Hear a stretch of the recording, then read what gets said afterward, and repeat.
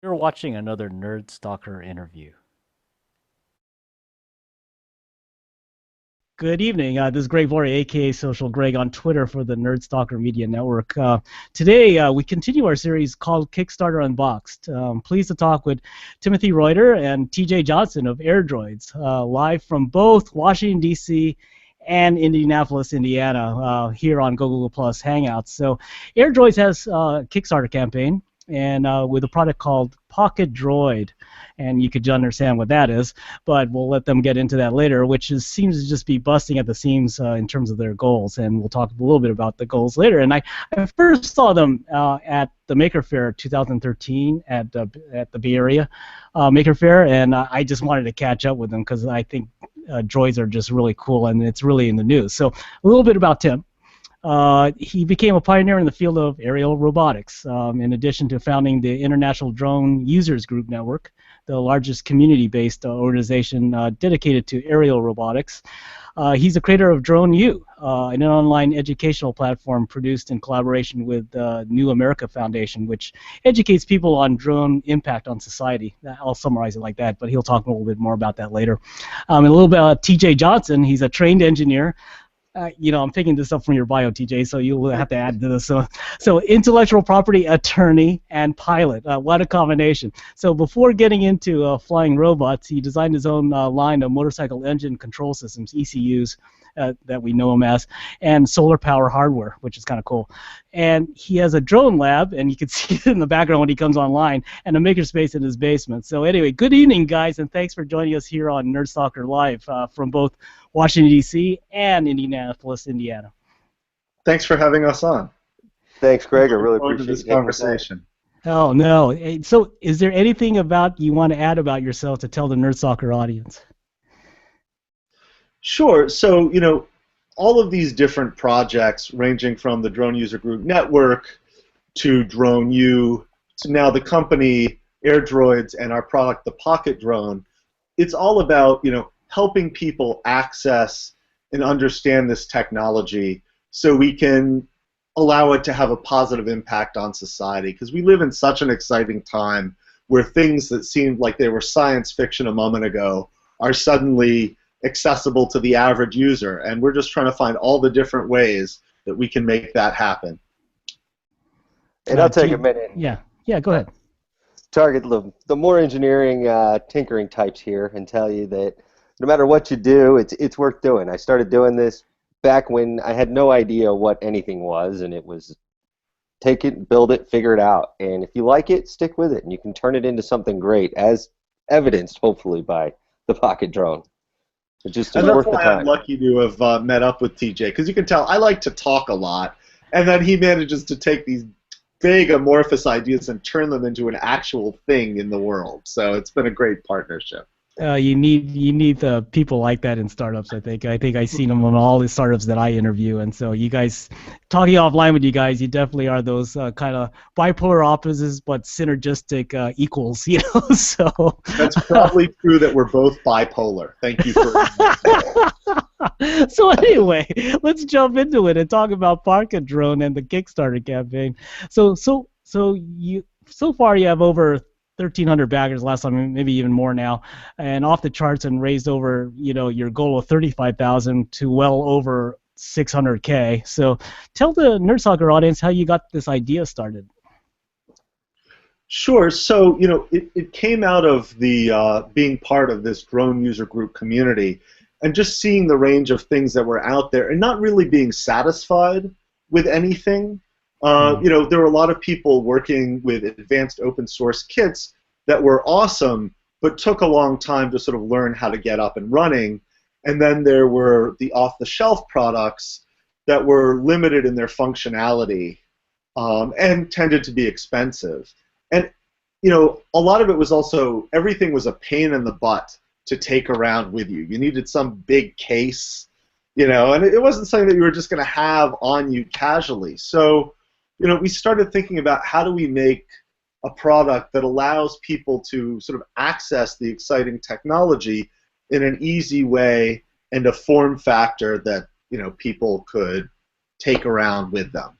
Well, remote control planes, I would call it, have been around for ages. I mean, I remember. I mean, I'm dating myself, but I remember when it was on like 47 megahertz or something like that, almost like a CB channel or something. Wow. I don't know. You had the big crystals.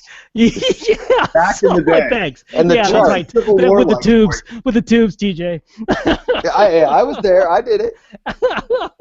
but I guess what has enabled this whole kind of maker movement of some of these kind of remote control objects, kind of like this drone that you're talking about, kind of become easy to make and democratized, I guess. I'll take this one. It's more of about one of the two interesting things we've seen is obviously the open source community. We got to thank everyone for contributing back and helping, and it's without this type of support, things like this wouldn't happen. And then we've also seen the technology advance. Like I'm sitting in my shop here, and I got 3 CNC machines behind me and a 3D printer. Yet it's not. It still can be costly to get into it, but it's no longer for the elite industrialist only. And you can go join a makerspace and get access to this type of equipment. So it's that suddenly people can build things and test them and not have to have a ton of money to start with and then turn your idea into a great thing. And the hardware's caught up, which really helps us out a lot. Truly. So Yeah, I mean, but we've really seen this go from being a recreational toy into having enough power to become a tool that you can do things with, related to aerial photography or remote sensing, things like that. So, we've taken what often looks like a familiar frame and turned it into a robot. And that's just something that allows you to access a whole nother world of applications than what was possible before. I'll draw the last distinction, if you don't mind here. Yeah, go ahead, TJ. Yeah, the difference from the RC world and the people ask us a lot, why is it different than a remote control helicopter? And the biggest difference is it is flying itself. You don't have to be there at the controls for it to stay in the air. It will happily just do what it will happily stay there and hover or go to a location. You direct it with a set of remote controls where you're giving it information, but you're not it's doing all this processing to move to that location you're telling it to. So basically, the helicopter itself or the drone itself actually internally is managing whatever it needs to stay in the air. You just tell it the space to go to? Yeah. It has more power, last time I checked, than a Pentium 3. Which I know is dating me again, but still, it's in something that's like 3 inches across. Well, that's cool. Well, let's get into that a little bit more, and this is probably more for TJ, but not more for Tim. But let's talk about drones. There's a lot of things going around with drones, privacy issues. People are talking about FAA regulations. So, maybe this kind of folds into your drone youth thing, Tim. But maybe you want to talk about that and how that part of the world is also evolving. Sure. So, I think people are displacing a lot of their concern about public cameras onto drones. And a drone is just a platform to attach a sensor to. But because we're used to everyone having a camera on them all the time, we've sort of become desensitized to the issues around that, and people have focused on the less familiar technology, which is drones. Which isn't to say that there aren't any real privacy concerns, but focusing on the platform is not the best way to address those concerns. And a lot of it can be done through social norms. Just like, we have norms about when is it appropriate to take photos of people, even though we don't always have that many laws around that topic. I see. So let's talk about the Kickstarter experience, and then let's get into that, because that's really what we're talking about here. The campaign's about 11 days from finishing, right? So tell me some of your initial thoughts about Kickstarter and things that you've learned from the campaign. Either one of you could pick that up, or both. You want to start, Tim? I'll take the second round. Sure. So I think Kickstarter has allowed a whole new type of business model, and really, our business couldn't have been started even, say, 3 or 4 years ago, because we're relying on rapid prototyping machines like what TJ has in his basement, CNC mills, 3D printers, open source hardware and software like the Ardu Copter flight controller, and then Kickstarter, which allows you to rapidly raise funding. and to test ideas out without having to necessarily first quit your job. I mean, if we went around to VCs and said, give me money, I want to build flying robots for the masses, that would be a pretty hard sell. But when we have offered those flying robots to the masses, they could respond and demonstrate that the demand is out there. And then, there's a challenge. How do you follow on to that? Both producing what you promise, and then if you want to take it to the next level from a project and turning it into a company, which is what we're trying to do, without taking our eye off the ball of meeting our commitment to our initial backers, who we deeply appreciate the support of. Yeah, fair enough. TJ, or you want to continue? Sorry. I was just going to say, one of the interesting things about Kickstarter that people forget is it is a mass platform. You have to realize that and be prepared for it. The amount of emails and support questions and tech questions you are going to receive when you launch that product is incredible. It's almost like a self-promoting platform at this point, which is really interesting to see the interaction and how it works. And we've been very lucky in how it's worked for us, and it's worked with our model and our goals. And have you had a chat? I mean, as you get these questions coming in, have you guys had to adjust the platform at all, or look at your product roadmap a little bit differently, or did you get a lot I'm going to be very direct and just admit we were completely buried by the volume of emails coming through the platform, coming through our website, and I want to apologize to the people who emailed us 2 days after it launched, who we never got back to because we were just so buried. So there was 1,100 emails at one moment. We are so sorry. We looked up in the box at 1,100. Are you serious? Yeah. Are you serious? 1,100? So, you really have to prepare for the eventuality, the possibility of success, because that has its own kind of challenges. We were lucky enough that Chris Anderson posted about us on DIY drones within like hours of us launching. I don't even know how he found us. And that just started a snowball that, happily shocked us. And we were also lucky we participated in the TechCrunch hardware battlefield at the Consumer Electronics Show. How was that? I mean, it was a great experience, and it was also important because it got us sort of the alpha story.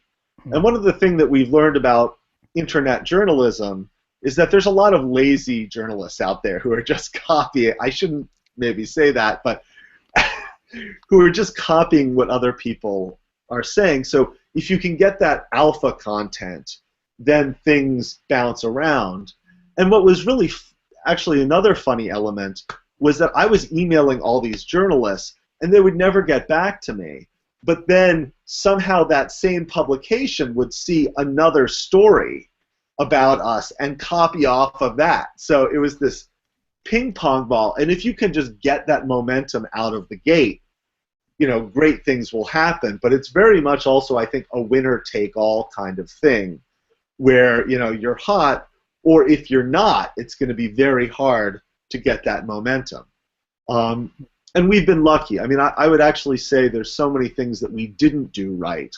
We didn't have a plan for the mass volume of, emails that came in. We didn't really have a good media plan up front or to sustain it. And really what's driven us to some degree is being lucky enough to launch the right product at the right time. I mean, people are looking for something what we have articulated. That's the one thing that we got right, and that's what's overcome, frankly, all of our other failings to follow basic Kickstarter best practices. So, I think there's a limited number of lessons that I would say we have to teach other people. But, we've been, very happy with the response, and we think, we were the right product at the right time for a lot of people. Yeah, I guess teaching dumb luck to people isn't exactly something you could do, huh? No, but we are very good at teaching do as we say, don't do as we did at this point. Yes. I mean, I guess, like you said, when you have 1,100 questions about your product in your inbox, like, you only could get to a handful of them. But even with the handful that you did get to, maybe you're processing 50 a day. I don't know. I'm being kind, probably. No, I think Is we there got up a anything? couple hundred a day. Oh, okay, that's good. We That's Got to good. finally power caught through. up. We are actually That's caught up at this moment. Dude, that's please do not send us 400 that- emails. Just to, that's 100 for Tim and 100 for TJ every day. Okay, I got it. Or is it just 200 for TJ? I'm not sure exactly how that works, but I mean, did you guys do anything different about your product after you got some of these questions? we've tried to make some small changes and corrections to be adaptive. One of the Mhm. interesting things, we really put everything we had into our Kickstarter campaign. And if I I was see. looking back at it, I actually would have structured a little bit differently. I And see. because at this point, been like things that we've developed and we know we've where we are is everything that's there. Instead, like, held back a couple features and used those as later on add-on goals. Yeah. Um, Yeah. We've tried to accommodate some of the tweaking things. We're working on some new vibration isolation. A lot of people requested. We added lights to it, some marker indication lights. But it's mainly very small changes Yeah. because we literally put the best product we could build at the time in front of it. And Yeah. Yeah. it's hard to also change it radically. We don't want to do any radical changes or go back to redesign or just scrap everything because it's concerning that the people who invested or supported us earlier may not like any of the changes. Yeah. So we don't really And the know other how thing to. is, we don't want to be one of those projects that ships a year late. We've all dealt with that. So, I think some people have been frustrated that we haven't had that many stretch goals, but that's because we don't want to delay. And flying robots are pretty complex. So, the more things that you add, the more things get pushed back. So, Well, I mean, I don't know if you saw that article on Kickstarter and like video games. It was just like incredible how many like failed to deliver. It was just like, really, really, and you guys have hardware to deliver. I mean, I would think it's even more difficult. But that's pretty. I hand it to you guys. So let's talk about that. Let's talk about you want to give people a little bit some confidence that you're going to deliver. So what is your manufacturing roadmap looking like right now? With all all these people who want pocket drones right now. It's looking pretty good. One of the nice things that I did, like in the design phase of it, is it's designed to be easily assembled. It comes apart. It goes together quickly. We've got mold quotes on the way. We're running soft tooling right now. If I get up and walk over, I can pick up one of the soft tools and show you guys. But to make sure everything's dimensionally correct, and it's not a. It's actually, I think it's easier with hardware because we know what we have to make. With a video game, it's this amorphous idea that someone has to code and put all this time into. Like, I know I have to give you a flying robot. Like that I can work with. I guess you've built a couple in your life, huh? Yeah, I think we're at model number 88 or 89 now on the pocket drone. Wow. TJ basically lives in his basement. We've got him in a sweatshop down there, just cranking them out. Yeah, The food delivery guys know just to walk downstairs. I see. Well, there's no shackles that we could see, actually, but we'll trust you on that, TJ and Tim. Thank you. So, how did you promote? I guess you kind of answered my question a little bit earlier there about promotion. You kind of just got lucky with promotion, but I mean, did you do all the self-promotion yourself, or did you have a PR firm? We did it all ourselves, and we were actually in an interesting position, having been accepted to the TechCrunch hardware battlefield, because they basically said you're not allowed to have any press around this before our event, or you'll get kicked out. Wow. But I'm sort of in a lucky position because through my other activities, I get a lot of requests for interviews. So we were in hyper-public stealth mode. And basically, I was being interviewed on CNN and MSNBC, and I'd bring out the pocket drone. We actually had Jake Tapper, fly one on CNN, but I wouldn't talk about it or what it was. So it was sort of out there, and we could say, as seen on CNN, as seen on MSNBC, but we were doing it under wraps at the same time.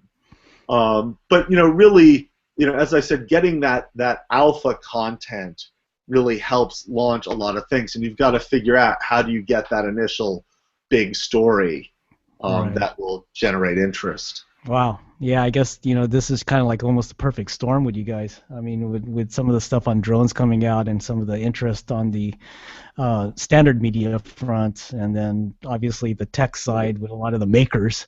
That's a very big thing. Hey, are you guys going to any of the maker fairs this year, or what are you guys going to do that route, or are you going to just be busy making pocket drones to fill the orders? I think we'll probably be hitting as many maker fairs as we can get to. Probably the big one, at least in New York, coming up here pretty. Well, it's a ways away still. I mean, it's this half of the year at least. Yeah, we'll be as many of them as we can get to, as long as I'm not having to run my sweatshop or someone's not standing over me with the whip saying make more drones. Yeah, I think Tim has this microphone that has a speaker above you. Keep on working, TJ. They talk about the cameras everywhere. Recorded motivational messages. Yeah, he sends his drone over just to check on you. So anyway, I don't know. Yeah, so let's close off the interview. This is pretty fun, actually. I had a lot of fun with you guys. But leave us with a couple of thoughts about what you guys have done, and just some closing thoughts here. Sure. Well, it's really exciting to be able to share this product that we put so much passion into with such a large audience. And one of the other interesting things about Kickstarter is once you have some success, there's all these retailers and websites who are looking to pick up on it. So I think more and more people are seeing it as a source of innovation and trying to suck up some of that mojo into for a wider audience, which provides new opportunities once you hit a certain velocity. Yeah, well, once you guys are in the Edmund Scientific Catalog or the Radio Shack, I guess you'll hit it. Yeah. Right. But we want to make flying robots available to everyone. Everyone should have their personal flying robot that will be an extension of themselves, allowing them, to feel free in the sky. Okay, on that note, I'm going to take a moment to say I just want to thank everyone who's backed us and helped support us, and all the communities that are there for us. And without the maker movements, DIY Drones, 3D Robotics, many other great companies that contribute into the open source community, and all of our backers that have put up with our inability to get through our emails and everything else along the way. Thank you guys in helping us turn this into a reality, and we will give you one great flying robot. I promise you that. Oh yeah, you guys will deliver. So anyway, Tim, TJ, let's close off the interview, and thanks for your time. So how can listeners get a hold of you, and how can they get a hold of a pocket drone? So to buy a pocket drone, please visit our Kickstarter page. If you go to thepocketdrone.com, it'll redirect you there. And you can email us through that messaging system or support@AirDroids.com. And I couldn't have said it better than TJ. None of this would have been possible without all of our backers on Kickstarter and the open source community that's created so many of the tools that we're building on the shoulders of. Well, I'll tell you what, you guys comment on this blog that I'm going to write for these guys, and I'll make sure that Tim and TJ answer you. So anyway. I will stay on top of this. It will not be an email request. I can keep the blog on the front page. Nice. Okay, man. So anyway, thanks for joining us, everyone. And this is Greg Gloria, a.k.a. Social Greg, on Twitter for the Nerd Stalker Media Network, where we believe in tech, startups, design, and you. So thanks for joining us, everyone, and be careful out there. Thanks, TJ. Thanks, Tim, for your time. Thanks so much for having us.